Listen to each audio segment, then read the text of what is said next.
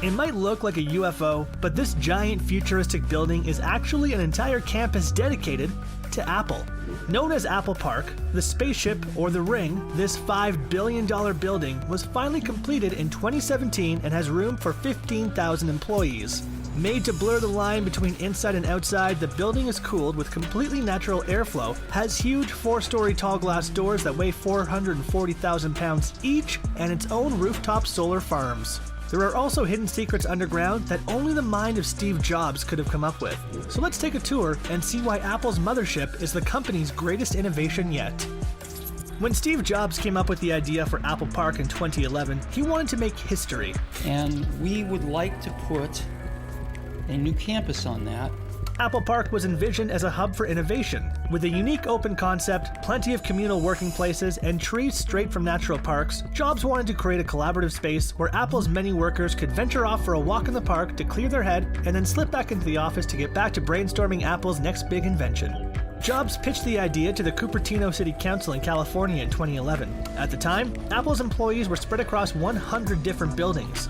He wanted all of his best and brightest to work in one complex, which he referred to as a campus. The goal of this innovative park was to combine nature, sustainability, and technological advancement to create the future of office work. To start with, Apple bought an industrial park in Cupertino, about an hour away from San Francisco. Though it was largely covered by asphalt, it sat amongst man-made rolling hills. To get the ball rolling on development, Steve Jobs met with architect Norman Foster, a Pritzker Prize winner whose commissions have included the Berlin Riksdag, the Hong Kong Airport, and London's infamous Gherkin Tower. His architecture firm, Foster & Partners, decided to take on the unique project, and they came up with a budget of about $500 million. Unfortunately, that budget didn't work for very long. By the end of 2011, development costs were estimated at about $3 billion, and then by completion in 2017, the new Apple HQ racked up an astonishing $5 billion price tag. It's a good thing Apple had the money to pay, since the company is worth at least $2 trillion today. And once you have a good look at all the innovative and unique craftsmanship done on this one-of-a-kind building, it's not hard to see why it's worth billions.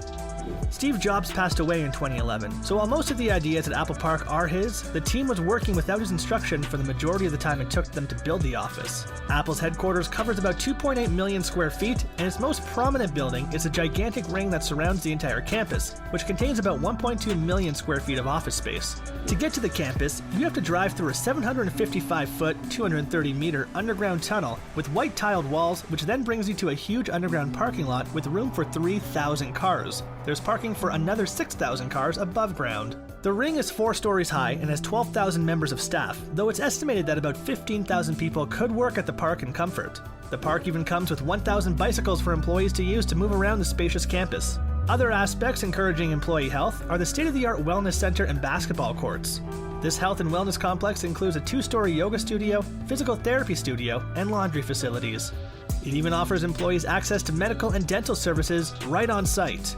This wellness center alone cost almost $17 million to construct, but it was a vital addition to ensure the health and happiness of Apple's hardworking employees. Plus, it was Steve Jobs' belief that a good engineer is one that gets their body moving to inspire the brainstorming that's needed to come up with truly innovative ideas.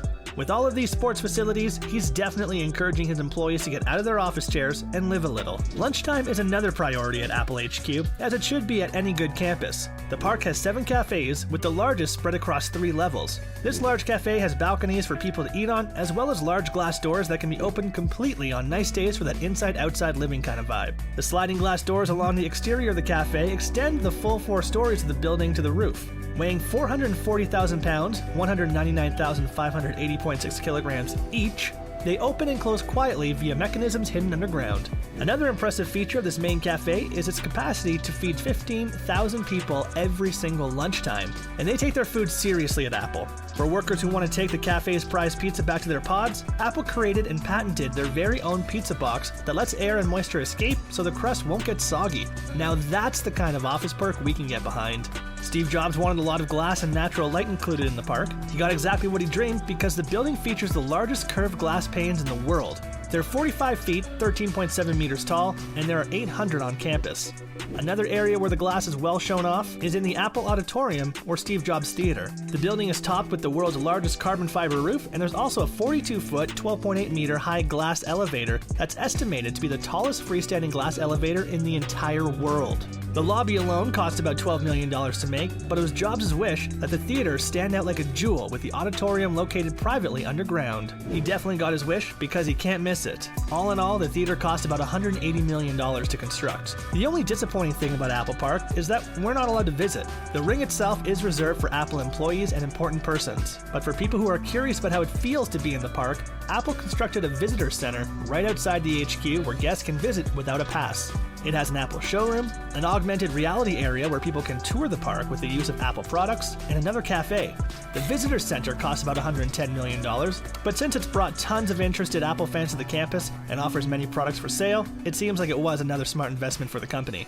When Steve Jobs came up with the idea for Apple Park, he didn't just want nature to be a small part of the project, but a key component. This means he wanted the HQ to be sustainable and eco-friendly, as well as resistant to natural disasters like earthquakes, hurricanes, and flooding.